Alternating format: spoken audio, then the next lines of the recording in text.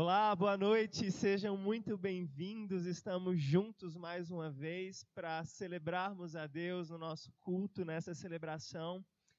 Que a graça, a paz do Deus que é Pai, Filho e Espírito estejam com você, estejam entre vocês aí na casa de vocês e que durante esse tempo que estaremos juntos aqui, o seu coração esteja aberto para celebrar a presença viva do Senhor Jesus que ressuscitou dentre os mortos. Hoje é domingo, dia do Senhor, e pense que hoje comunidades ao redor do mundo inteiro estão reunidas, mesmo nesses tempos de crise, dentro de casa, reunidas nesse ambiente online para celebrar a graça do Senhor Jesus, a vitória dele sobre a cruz. O Espírito do Senhor passeia no meio da igreja de Cristo, esteja ela onde estiver. E a minha oração hoje é que você, aí onde você está, seja livre para adorar o Senhor, seja livre para entregar a Deus a sua vida, o seu coração com toda a sua intensidade. Resista à tentação de só assistir esse culto, resista à tentação de ser um mero espectador, mas participe ativamente de cada parte, cante conosco os cânticos, participe das leituras, ore conosco, porque assim nós nos mantemos unidos como igreja, celebramos juntos esse culto como corpo de Cristo. Posso contar com você para isso? Antes da gente começar a nossa celebração propriamente dita, o nosso culto, eu queria trazer para vocês alguns avisos. Antes de mais nada, você que já está acompanhando a gente aqui online, compartilhe esse vídeo com toda a sua rede de contatos, WhatsApp, Facebook, seja de que maneira for, vamos fazer essa transmissão chegar às pessoas que estão em casa, as pessoas que precisam tanto ouvir a palavra do Senhor Jesus, precisam estar conectadas com aquilo que Deus está fazendo no mundo, com aquilo que Deus quer delas. Por isso que no nome de Jesus, compartilhe isso, que as pessoas assistam, que essa mensagem chegue ao maior número de pessoas possíveis. Chame seus parentes, chame seus amigos, o filho que está distante, ou seus pais que estão distantes, venha participar junto com a gente, manda esse vídeo para todo mundo na sua lista de contatos. A gente já está se reunindo nesse ambiente virtual faz algumas semanas, por isso a gente fica muito feliz, porque a tecnologia pode encurtar essa distância, nesse tempo de distanciamento social, a gente pode estar junto por conta da internet, mas isso não substitui os abraços, o contato físico com os irmãos, que nesse tempo você consiga suprir essa ausência, ligando para um irmão, participando ativamente da vida dele e orando ao Senhor, clamando pelo tempo em que novamente poderemos estar juntos para celebrarmos o culto aqui na igreja. Terceira coisa que eu queria falar com vocês, eu quero ressaltar aqui a importância da gente participar dos nossos trabalhos semanais. Todas as quintas, às 20 horas, nós estamos ao vivo pelo Facebook com o nosso tempo de oração e de estudo bíblico. Participe, chame as pessoas para participarem junto com a gente. Estamos estudando a Epístola de Tiago, você não pode perder. Aos domingos, 9h30 da manhã, a gente tem a nossa Escola Bíblica Dominical, que também é transmitida ao vivo pelo Facebook, às 9h30. A gente está percorrendo e estudando o breve catecismo, são doutrinas básicas que sintetizam a nossa fé, por isso você não pode perder. E no domingo à tarde, às 5 horas, serão liberados os vídeos para as nossas crianças. As nossas crianças não vão ficar de fora da igreja em casa, elas têm a igreja em casa para elas também. Você que é pai, você que é mãe, se conecte às 17 com a gente pelo YouTube, pelo nosso canal no YouTube, para que o seu filho, sua filha possa participar com a gente também desse tempo e seja edificado em linguagem própria para eles.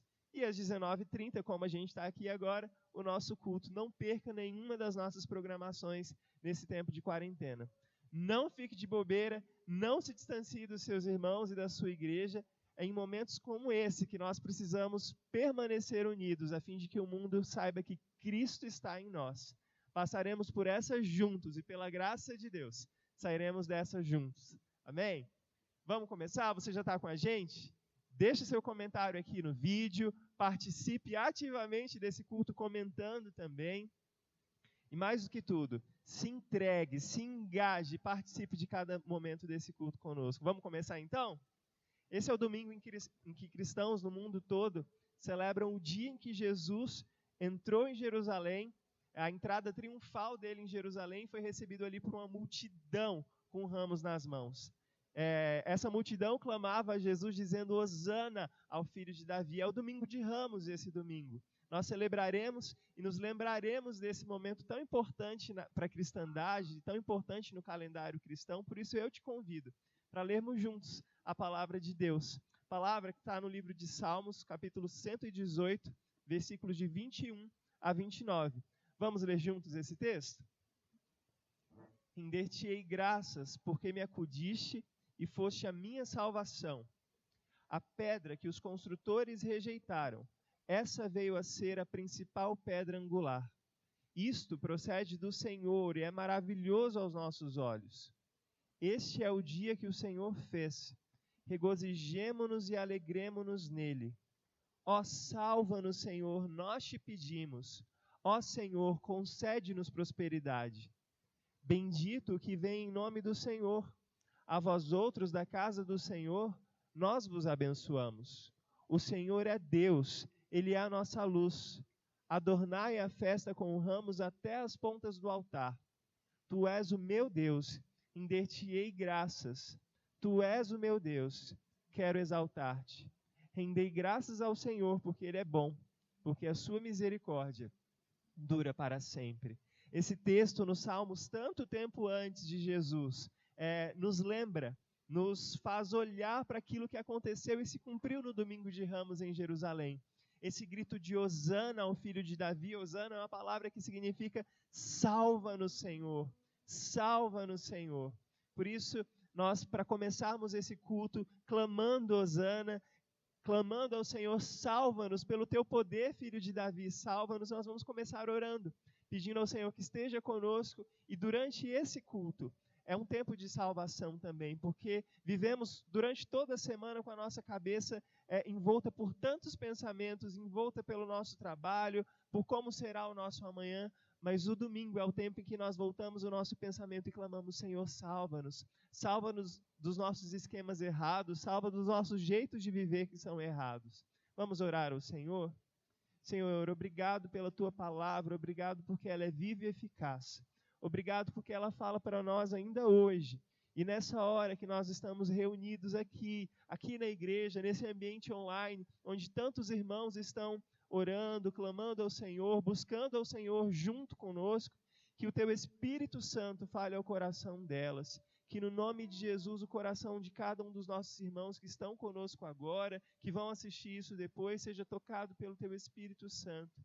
Senhor, nós queremos nessa hora tirar os nossos olhos de tudo aquilo que está acontecendo ao nosso redor e voltar os nossos olhos para o alto, para o trono do universo, que está ocupado pelo Filho de Davi, Jesus Cristo, que um dia morreu por nós, que ressuscitou no nosso lugar e que nos entrega a vitória. Por isso, Senhor, recebe o culto que hoje te prestamos. É o que te pedimos em nome de Jesus, Teu Filho. Amém. Amém. Vamos cantar louvores a Jesus? Vamos adorar aquele que é a pedra angular, que foi rejeitada por tantas pessoas, mas que hoje é acolhido por mim, por você. Somos dele, somos o seu povo. Vamos cantar a Jesus.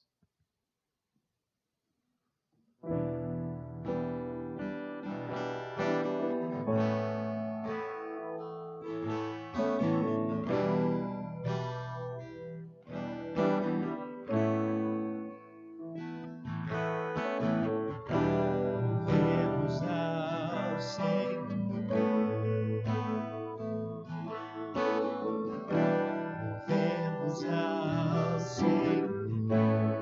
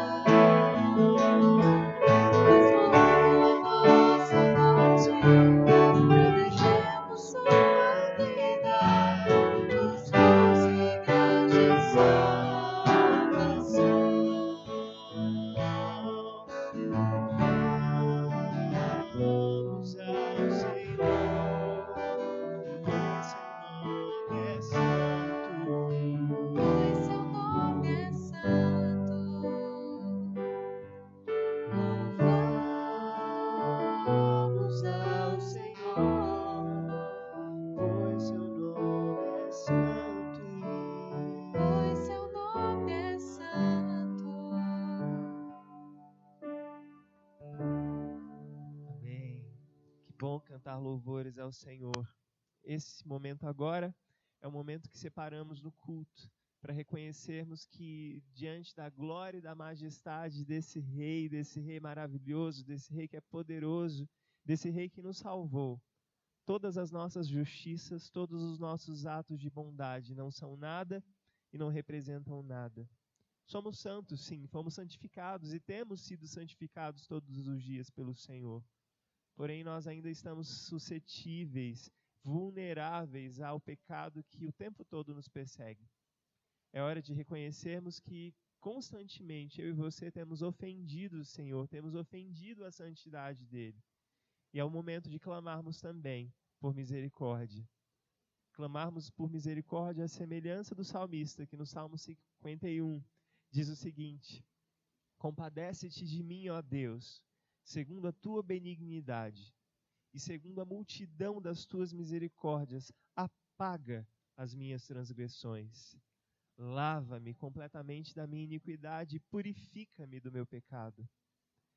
Versículo 10. Cria em mim, ó Deus, um coração puro, e renova dentro de mim um espírito inabalável. Esse é o tempo em que seremos gratos ao Senhor, expressaremos a Ele a nossa gratidão por tantas bênçãos que Ele tem nos proporcionado, por sua graça, por sua misericórdia, pelo perdão que recebemos em Cristo. Seremos gratos a Deus pela saúde com a qual Ele tem nos contemplado. São tantos motivos que nós temos para agradecer, não é verdade? Eu te convido, aí onde você está, a fazer agora uma lista, um checklist de todos os motivos pelos quais você pode ser grato nessa semana que se passou, nesse último mês. Você tem sido alvo todos os dias dessa graça, desse Deus que é bom, desse Deus que é fiel, desse Deus que é o Deus da sua vida.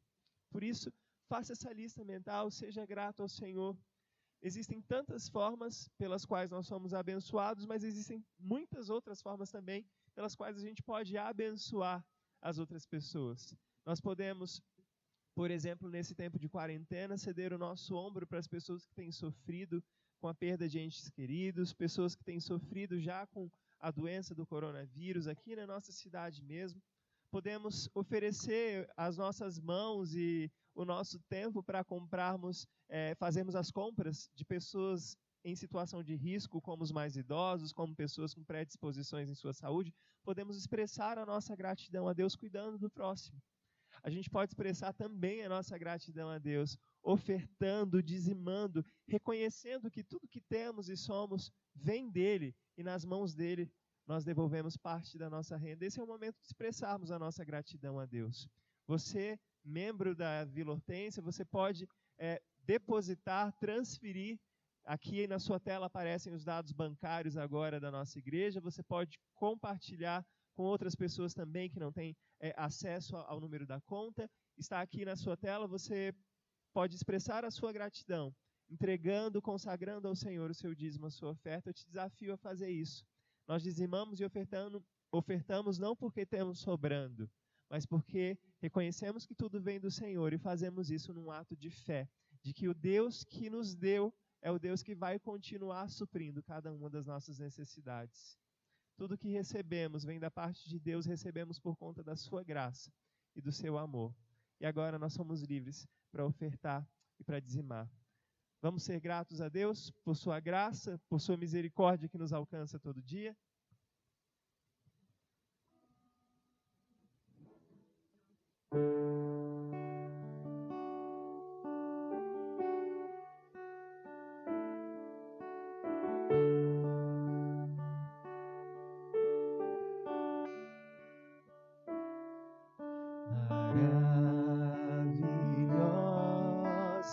graça que perdido me encontrou, estando cego pude ver, Cristo me resgatou. Quando tua graça me tocou, do medo me livrou. Quão preciosa é a graça do Senhor.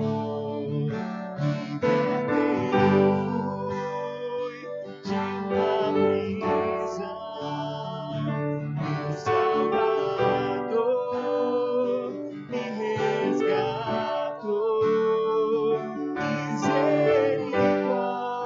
Misericórdia e perdão, eterno amor e redenção.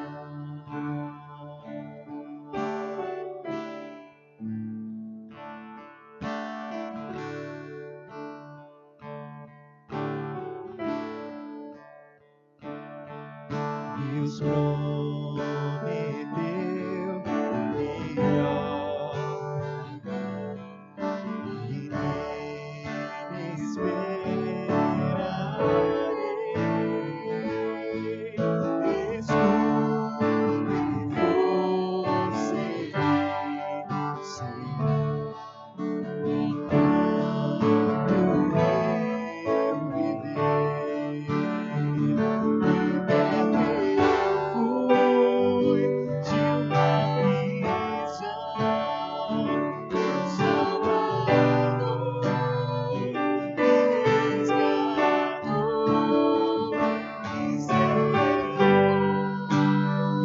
Misericórdia e perdão, eterno amor e redenção. Libertei eu fui de uma prisão, meu Salvador me resgatou. Misericórdia e perdão, eterno amor e redenção.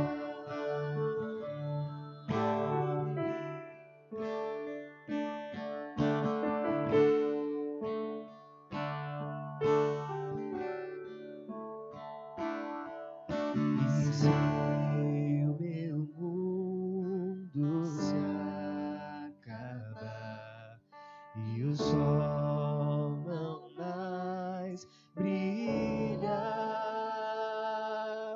o Deus que um dia me chamou será pra sempre meu. Ali não há tristeza e dor, nem nudeza, nem aflição. Quando estiver morando lá, direi não há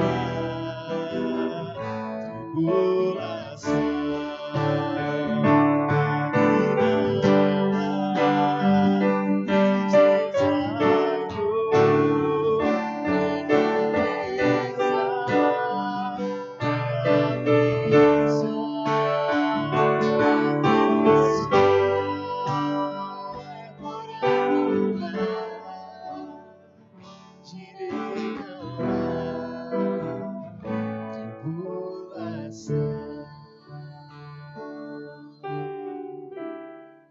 Obrigado, Senhor. Obrigado por tua maravilhosa graça que nos alcançou e que nos alcança dia a dia.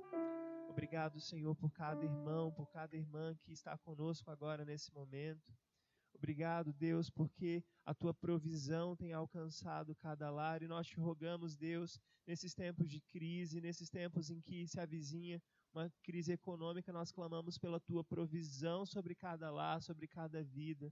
Que no nome de Jesus as nossas esperanças não se resumam àquilo que podemos ter aqui nessa terra, mas que os nossos olhos estejam fixos no Senhor, que os nossos olhos estejam fixos no autor e consumador da nossa fé. Que Deus, a nossa esperança não esteja no pão que queremos para amanhã, naquilo que queremos ter, possuir amanhã, mas que a nossa esperança esteja, ó Deus, no dia em que finalmente encontraremos com o Senhor e ouviremos da tua boca: não haverá mais tristeza e dor, não haverá mais tribulação. Vinde, benditos do meu Pai, que a tua igreja, que cada irmão da Vila Hortência viva nessa esperança. É o que te pedimos em nome de Jesus. Amém e amém. Meus irmãos, que bom que o pastor Binho está de volta. Hoje ele vai compartilhar a palavra de Deus aos nossos corações. Nós vamos acompanhar o prosseguimento da nossa série Identidade, a saga de Jesus rumo à cruz. Vamos receber e ouvir de Deus a palavra de Deus através do servo dele, pastor Binho. Que bom nós estarmos juntos aqui mais uma vez, junto com a igreja, cultuando, adorando o nosso Deus. É muito bom poder voltar para a igreja e, ao mesmo tempo, sentir essa saudade. É um sentimento duplo esse, o sentimento de estar junto de novo com todos vocês, mas, ao mesmo tempo, há tanto tempo que não nos abraçamos, que não nos encontramos pessoalmente com a maioria de vocês.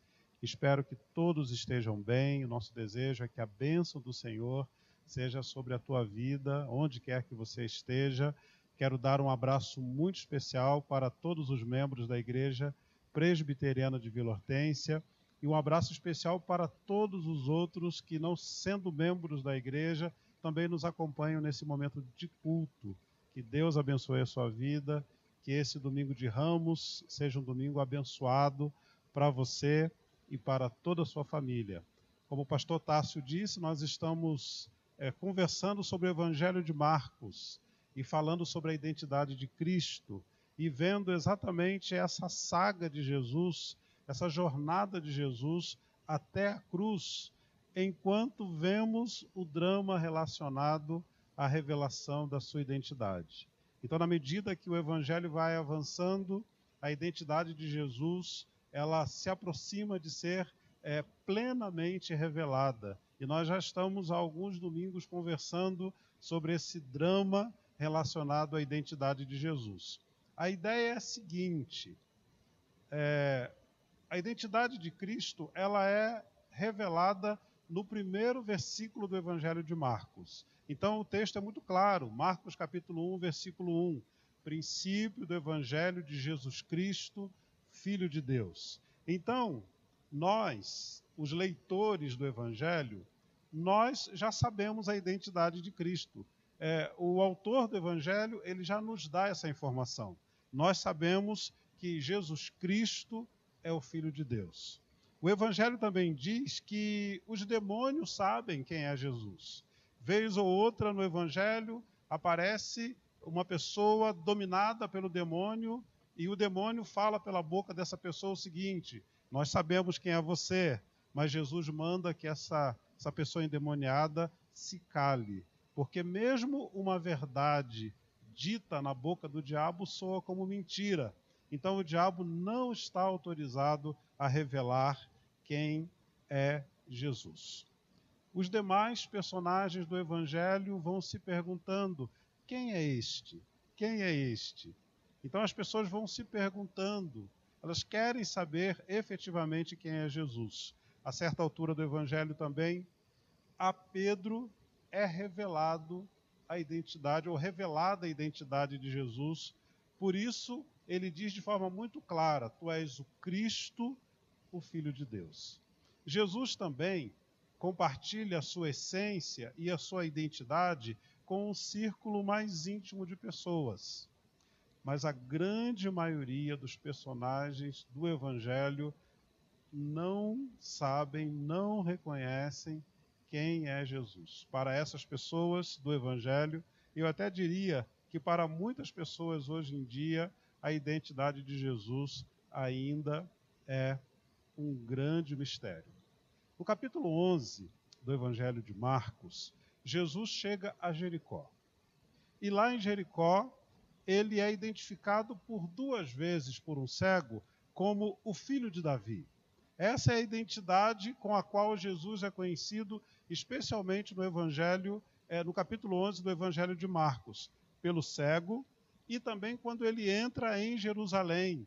Quando ele entra em Jerusalém, naquela peregrinação com seus discípulos, ele é identificado como sendo um representante da família de Davi, como um herdeiro do trono de Davi, como alguém que vem tomar posse do trono e do reino de Davi, dos tempos áureos do reino de Davi, dos tempos gloriosos de Israel, dos tempos gloriosos de Jerusalém.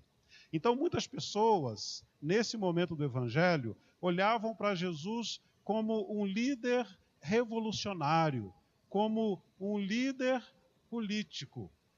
E nesse mesmo trecho, um pouco mais adiante, no capítulo 12, Jesus, conversando com as autoridades religiosas, ele contraria essa tese. Ele não se identifica como sendo o filho de Davi ou o herdeiro do trono de Davi.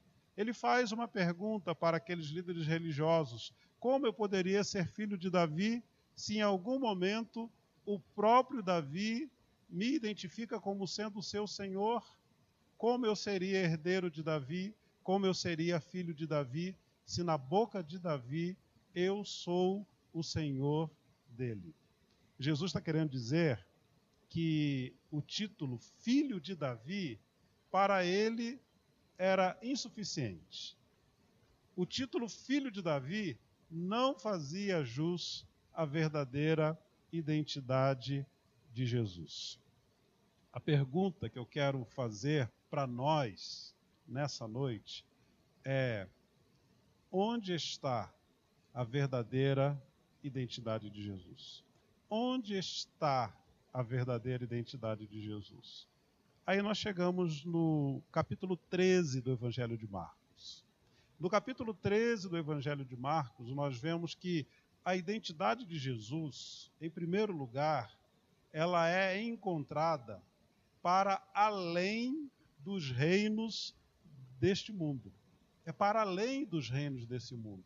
Quero que você me acompanhe aí no texto. Vai aparecer na sua tela, versículos de 1 a 8. O texto diz o seguinte: ao sair Jesus do templo, disse-lhe um dos seus discípulos: Mestre, que pedras, que construções! Mas Jesus lhe disse: vês estas grandes construções? Não ficará pedra sobre pedra que não seja derribada. No Monte das Oliveiras, defronte do templo, achava-se Jesus assentado quando Pedro, Tiago, João e André lhe perguntaram em particular: dize-nos, quando sucederão estas coisas? E que sinal haverá quando todas elas estiverem para cumprir-se? Então Jesus passou a dizer-lhes: vede que ninguém vos engane. Muitos virão em meu nome dizendo: sou eu, e enganarão a muitos. Quando, porém, ouvirdes falar de guerras e rumores de guerras, não vos assusteis. É necessário assim acontecer, mas ainda não é o fim. Porque se levantará nação contra nação e reino contra reino. Haverá terremotos em vários lugares e também fomes. Estas coisas são o princípio das dores. Quando nós pensamos na identidade de Jesus, nós precisamos olhar para além dos reinos deste mundo. Quando Jesus estava em Jerusalém com seus discípulos, depois da entrada triunfal dele no domingo de Ramos, saindo de Jerusalém, os discípulos se admiravam das construções de Jerusalém, especialmente do templo. A torre, as paredes de pedra, a construção como um todo. E aí os discípulos resolveram falar da sua admiração para Jesus, dizendo: Senhor, olha que grande construção, que construção sólida, que construção bela. Jesus, surpreendendo seus discípulos, diz para eles: vocês estão vendo estas grandes construções? Não ficará pedra sobre pedra que não seja derribada. É assim que nós olhamos para as estruturas do mundo, para as estruturas da sociedade. Elas são sólidas, elas são praticamente indestrutíveis, até que tudo muda. De repente, inesperadamente, tudo muda. Nós temos exemplos na nossa história recente. As Torres Gêmeas dos Estados Unidos, a sua estrutura, a sua solidez, toda a simbologia, a riqueza que elas representavam, a prosperidade que elas representavam, a solidez, e de repente tudo vem abaixo. O que dizer, trazendo um pouco mais perto da nossa história, o que dizer do que nós estamos vivendo nesses dias, o nosso estilo de vida, a maneira como nós vivíamos, os nossos sonhos, os nossos desejos, o nosso ir e vir. De repente vem o coronavírus e transforma tudo, e muda tudo. E o que o texto fala para nós aqui é que há uma grande confusão, há um caos instalado, há um caos generalizado, e é exatamente isso que nós estamos vendo. E é nessa confusão, como diz aqui o versículo 6, que muitos virão em meu nome dizendo: sou eu, e enganarão a muitos. Jesus não se deixa reconhecer, nem na arrogância do mundo, e muito menos no desespero. Jesus, ele não é identificado com o caos. Jesus não é identificado com a confusão. Jesus não é identificado com as coisas desse mundo, com os reinos desse mundo, que agora são sólidos, mas, de repente, experimentam a ruína e o caos.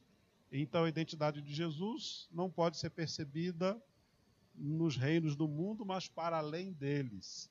A identidade de Jesus também não pode ser percebida na justiça desse mundo, mas para além da justiça deste mundo. E o texto continua, a partir do versículo 9, você acompanha comigo na tela. Estai vós de sobreaviso, porque vos entregarão aos tribunais e às sinagogas, sereis açoitados, e vos farão comparecer à presença de governadores e reis, por minha causa, para lhes servir de testemunho. Mas é necessário que primeiro o evangelho seja pregado a todas as nações. Quando, pois, vos levarem e vos entregarem, não vos preocupeis com o que haveis de dizer, mas o que vos for concedido naquela hora, isso falai, porque não sois vós os que falais, mas o Espírito Santo.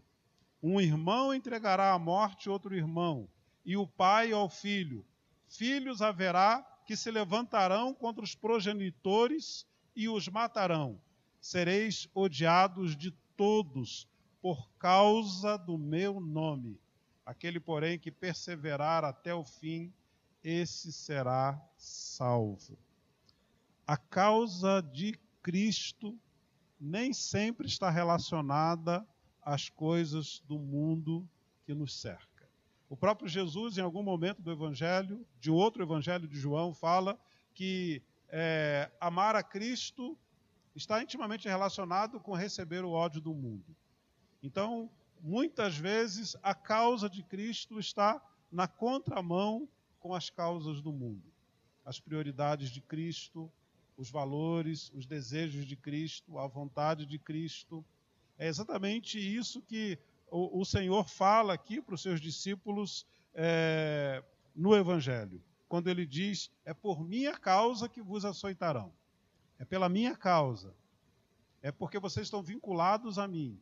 É porque vocês são meus discípulos. É porque vocês fazem a minha vontade. Então a justiça desse mundo, ela não está relacionada com a causa de Cristo. Também, A mensagem de Cristo, ela é dissonante com aquilo que é dito por aí. Aquilo que deve ser dito, aquilo que Cristo quer que nós falemos, o evangelho que Cristo quer que nós preguemos, tem uma dissonância com as outras mensagens, com as outras palavras, com os outros direcionamentos. O evangelho do Senhor Jesus diz respeito à vontade dele para as nossas vidas, diz respeito ao desejo dele para conosco. A vinculação que nós temos com o Senhor, a vinculação que temos uns com os outros.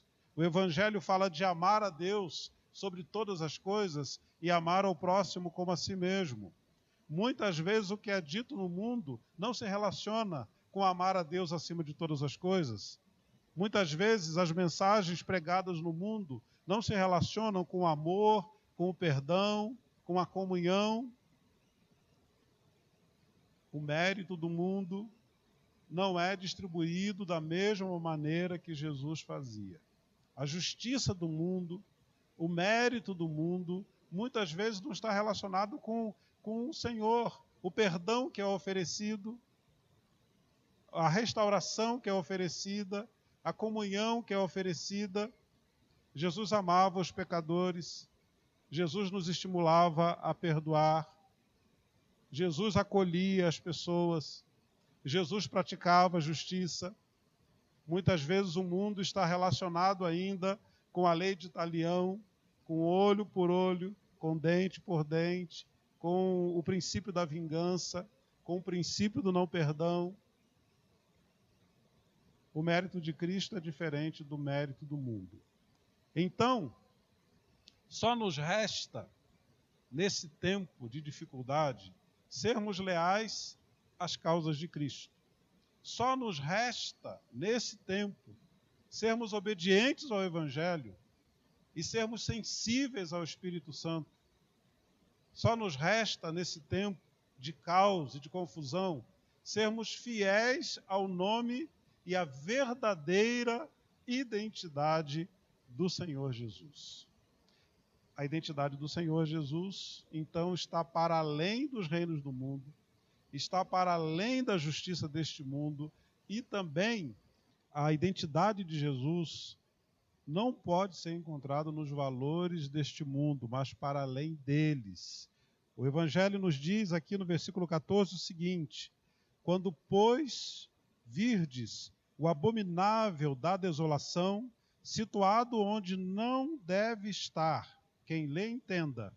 Então os que estiverem na Judéia, fujam para os montes. Quem estiver em cima, no eirado, não desça, nem entre para tirar da sua casa alguma coisa. E o que estiver no campo, não volte para trás para buscar a sua capa. Ai das que estiverem grávidas e das que amamentarem naqueles dias. Orai para que isso não suceda no inverno, porque aqueles dias serão de tamanha tribulação, como nunca houve desde o princípio do mundo que Deus criou até agora e nunca jamais haverá. Não tivesse o Senhor abreviado aqueles dias, e ninguém se salvaria, mas por causa dos eleitos que ele escolheu, abreviou tais dias. Então, se alguém vos disser, eis aqui o Cristo, ou ei-lo ali, não acrediteis, pois surgirão falsos cristos e falsos profetas, operando sinais e prodígios para enganar, se possível, os próprios eleitos. Estai vós de sobreaviso, tudo vos tenho previsto. O que nós vivemos nesses dias é, na verdade, um grande dilema. Um grande dilema que não é só nosso, mas é um dilema de toda a humanidade. O dilema é o seguinte: nos resguardamos em nossa quarentena ou nos lançamos numa interação social que pode nos colocar diante do risco da infecção do vírus? Penso que esse seja o grande dilema que nós temos enfrentado nesses dias. Nós temos discutido, nós temos ouvido especialistas discutindo, e a verdade é que nós ainda não chegamos a uma conclusão sobre qual é a melhor possibilidade nesses dias. O texto coloca diante de nós também outros tantos dilemas, que são tão difíceis quanto esse dilema que nós estamos vivendo no nosso tempo. Por exemplo, o que é bom e o que é mal. Ele fala aqui de um abominável, de uma coisa terrível. O que é bom e o que é mal. O que é santo e o que é pecaminoso. Porque parece que o texto fala de uma experiência terrível, onde o templo de Jerusalém foi profanado. O que é santo e o que é pecaminoso. O que é seguro e o que é perigoso. O texto fala de uma situação de caos, de confusão, e não se sabe se as pessoas devem ficar na parte alta da casa, ou na parte de baixo, ou na parte baixa da casa.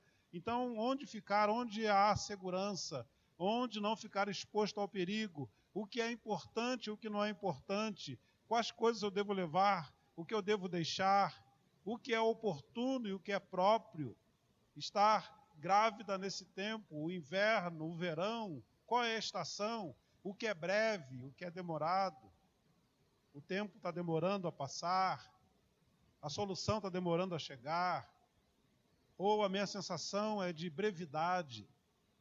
O que é falso e o que é verdadeiro. O texto fala de alguns que vão se identificar como Cristo. Aqui, eu sou o Cristo. Alguns dirão, não, eu sou o Cristo, e outros tantos dirão, eu sou o Cristo. O que é falso e o que é verdadeiro. Nós vivemos esses dilemas constantemente na nossa vida. O dilema do bom e do mal, do santo e do pecaminoso, do seguro e do perigoso, do importante e o que não é importante, do oportuno e do impróprio, o que é breve, demorado, falso e o verdadeiro. Como resolver esses dilemas? Como nós resolvemos os dilemas da vida, dessa vida caótica que nós vivemos, dessa vida ainda mais caótica que nós estamos vivendo nesses dias? A partir do versículo 24, o Evangelho diz o seguinte: mas naqueles dias, após a referida tribulação, o sol escurecerá e a lua não dará sua claridade. As estrelas cairão do firmamento e os poderes dos céus serão abalados. Então verão o Filho do Homem vir nas nuvens com grande poder e glória, e ele enviará os anjos e reunirá os seus escolhidos dos quatro ventos, da extremidade da terra até a extremidade dos céus. Na verdade, todos esses dilemas são resolvidos com a presença de Cristo. O texto fala que todos o verão. Então, esse conceito do bom e do mal vai se resolver em Cristo. O que é santo e pecaminoso se resolve em Cristo. A segurança ou perigo é em Cristo. Aquilo que é essencial, que é importante, o que não é, em Cristo. O que é oportuno e o que não é oportuno, em Cristo. A questão do tempo se resolve em Cristo. A questão do falso e do verdadeiro se resolve em Cristo. Então a presença de Cristo impõe a sua identidade, impõe a sua revelação. Então vai ser incontestável para todos quem de verdade é Cristo. E os valores que Cristo traz e os valores que Cristo tem também serão incontestáveis para todas as pessoas. Quando todos nós vermos Cristo em glória, ou nos alegraremos, ou nos lamentaremos. Vai depender muito da relação que Ele tem conosco e, consequentemente, da relação que nós temos com Ele.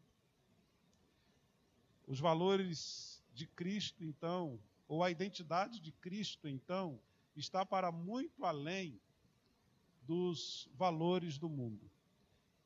Eu quero finalizar a minha reflexão trazendo apenas algumas afirmações para você. Se por acaso você não se lembrar de tudo que eu falei, eu gostaria de deixar registrado aqui algumas afirmações para orientar o seu coração, especialmente nesse tempo de confusão, nesse tempo caótico que nós estamos vivendo aqui. Em primeiro lugar, Cristo não pode ser conhecido nos reinos, na justiça e nos valores deste mundo. Então, conhecer Cristo na arrogância, conhecer Cristo também no medo e no caos e na confusão, nós não conhecemos Cristo a partir daquilo que nós vemos no mundo, mas a partir daquilo que Ele revela sobre si no Evangelho. Cristo é revelado no Evangelho e Cristo é revelado pelo Espírito Santo. Então, você quer conhecer a Cristo, você precisa olhar para o Evangelho. Você precisa olhar para a revelação que Ele oferece de si mesmo no Evangelho. O caráter de Deus, ele é plenamente revelado em Cristo no Evangelho e também pelo Espírito Santo. Eu quero dizer para você também que Cristo está colocado acima do nosso caos.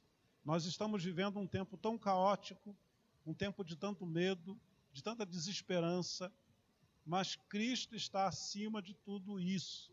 Cristo está assentado no trono do universo e Cristo tem o perfeito controle das circunstâncias. Então, o meu convite para você, nessa noite, meu querido, minha querida que me acompanha nesse culto, o meu convite para você é você depositar a sua confiança em Cristo. Porque os reinos do mundo já revelaram para nós que eles não são confiáveis. O templo de Jerusalém não existe mais. As torres gêmeas não existem mais. O nosso antigo estilo de vida já não existe nesses dias. Então, deposite a sua confiança em Cristo, coloque a sua confiança em Cristo. Ele está acima desse caos. Que a sua esperança, meu querido e minha querida, que a sua esperança esteja nele. Que a sua esperança seja Ele, que Cristo seja a sua esperança. Então eu gostaria de deixar essa palavra para você, e eu gostaria também de terminar esse culto com uma oração, pedindo a bênção do Senhor sobre a sua vida. Eu sei que eu falo para algumas pessoas que estão com medo, algumas pessoas que estão enfermas, algumas pessoas que estão com o coração triste, alguns já perderam entes queridos, seja pelo coronavírus ou mesmo por outras circunstâncias da vida, mas nesse momento não podem velar os seus queridos, e isso está gerando em nós uma tristeza profunda. Vendo os noticiários, vendo o caos instalado, nós nos sentimos entristecidos, amedrontados, e o meu objetivo com o culto e com a mensagem de hoje é produzir no seu coração, através da palavra do Espírito Santo, esperança. Então, ore comigo, vamos pedir juntos a bênção do Senhor sobre as nossas vidas. Vamos orar. Senhor, eu quero colocar diante do Senhor a vida dos meus irmãos, minhas irmãs, a vida de todas as pessoas que estão nos acompanhando através da internet, ó Deus, não apenas aqui em Sorocaba, mas em tantos lugares, ó Deus, no mundo, que o Senhor, ó Deus, através dessa oração, alcance, ó Pai, essas pessoas com as bênçãos do Senhor, ó Deus, com a paz do Senhor, com a esperança que vem do Senhor. Nós estamos vivendo, ó Deus, tempos tão difíceis. Ó Deus, as pessoas têm falado dos seus medos, das suas angústias, das suas tristezas nesse tempo, ó Deus. Então é sobre essas pessoas que eu quero pedir as tuas bênçãos, aqueles que estão enfermos, aqueles que estão, ó Deus, manifestando os sintomas, ó Pai, da doença, que o Senhor abençoe a vida dessas pessoas, aqueles que estão nos leitos, ó Deus, de hospital, aqueles que estão nos pronto-socorros, aqueles, ó Deus, que estão trabalhando nesses ambientes, os profissionais da área da saúde, ó Deus, que estão na linha de frente, expostos, ó Deus, a esse perigo, mas, ó Deus, são fiéis ao seu trabalho, à sua vocação. Que a bênção do Senhor seja sobre essas pessoas, aqueles que estão com o coração entristecidos, ó Deus, pela perda de familiares, de entes queridos, que o Senhor console o coração dessas pessoas, aqueles que estão desesperançados em relação ao futuro, que o Senhor abençoe a vida dessas pessoas. Nós entregamos, ó Deus, o teu povo reunido, ó Pai, aqui nesse culto, ó Pai, nessa transmissão, nós, ó Deus, entregamos essas pessoas nas tuas mãos, para os teus cuidados, para a bênção do Senhor, ó Pai. Nós oramos, ó Deus, junto com essas pessoas, pedindo, ó Deus, a proteção do Senhor, o cuidado do Senhor, a bênção do Senhor. Nós fazemos isso, ó Pai, nós oramos em o nome do nosso Senhor e Salvador Jesus Cristo. Amém? Meu querido, minha querida, que a graça do Senhor, que o amor de Deus, o nosso Pai, que a comunhão do Espírito Santo sejam sobre todos vocês, sobre todos nós, hoje e pelos séculos dos séculos. Amém. Então, estamos encerrados no nosso culto. Um abraço muito especial para todos. Nós estamos vivendo um tempo difícil e a Igreja do Senhor Jesus vivendo um tempo inédito. Vamos celebrar a Páscoa na semana que vem, nesse tempo de quarentena. Então, é alguma coisa que a Igreja talvez nunca tenha experimentado. Mas nós vamos celebrar a Páscoa juntos. Páscoa quer dizer passagem. Nós vamos passar por isso juntos, debaixo da bênção do Senhor. Então, renovo aqui os convites que já foram feitos, que você participe da nossa transmissão quinta-feira, às 20 horas, a leitura e o estudo da palavra, escola dominical no próximo domingo, às 9h30, e também a igreja em casa com as crianças, às 17 horas, e o nosso culto às 19h30. Um abraço especial para todos da nossa igreja, da Igreja Presbiteriana de Vila Hortência, e um abraço para todos os outros que acompanharam conosco essa transmissão.